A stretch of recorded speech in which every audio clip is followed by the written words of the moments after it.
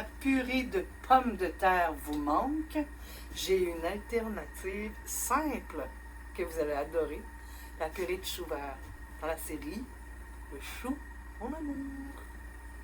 Pour faire la purée de chou vert, il y en a qui ils font bouillir le chou. Moi, je préfère de beaucoup le cuire à la vapeur. Je trouve qu'il garde moins d'eau. Puis en plus, c'est ça qui va avoir de l'eau dedans un peu. Mais le varoma permet d'égoutter au fur et à mesure. Donc, je me sers du varoma. J'ai mis de l'eau dans le bol, bien sûr. J'ai mis de l'eau à moitié, à peu près 1 litre. Là, je vais mettre mon chou, coupé en morceaux comme ça. Puis encore là, je pourrais en faire plus.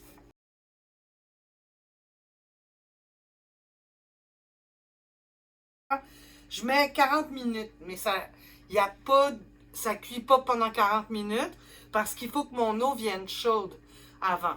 Mais en tout, dans le processus avec le varoma, c'est 40 minutes. C'est comme les patates.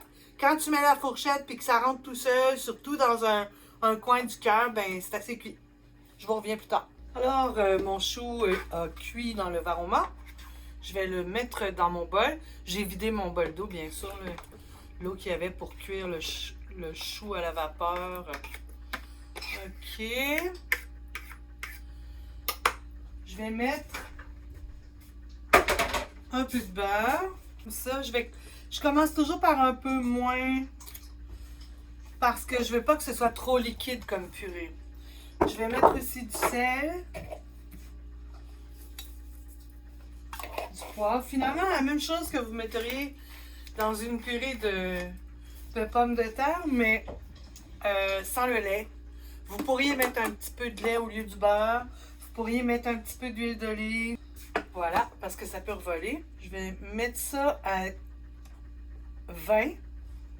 Bon, bien sûr, là, il reste de la chaleur, mais je vais le mettre au minimum pour qu'il arrête de chauffer. Et puis ici, je vais partir à... C'est du chou, hein?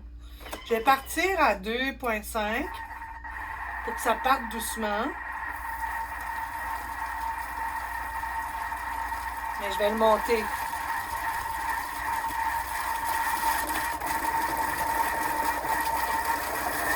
Voyez-vous, là, je suis rendue à 4. 4,5, c'est fini. Ta-da-da.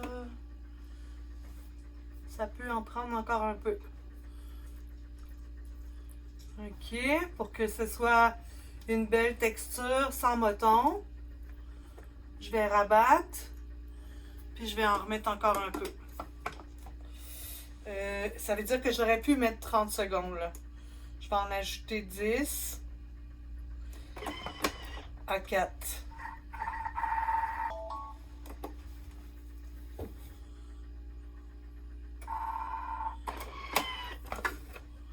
Voilà, on est pas mal là. Je vais...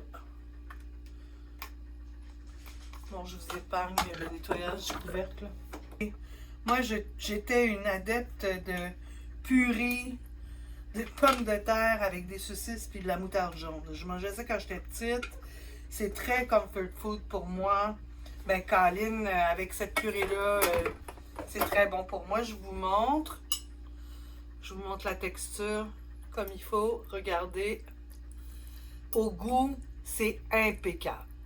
Au goût, je vous jure, là, même si vous n'aimez pas le chou, je suis à peu près sûre que vous allez triper sur la purée. C'est très, très, très, très, très, très bon. Je ne comprends pas de ne pas avoir vu ça, mettons, dans une recette de Jeanne Benoît. Remarque à la quantité qu'elle a faite, elle a peut-être fait de la purée de chou, mais je vous la recommande fortement. C'est excellent. Bon appétit!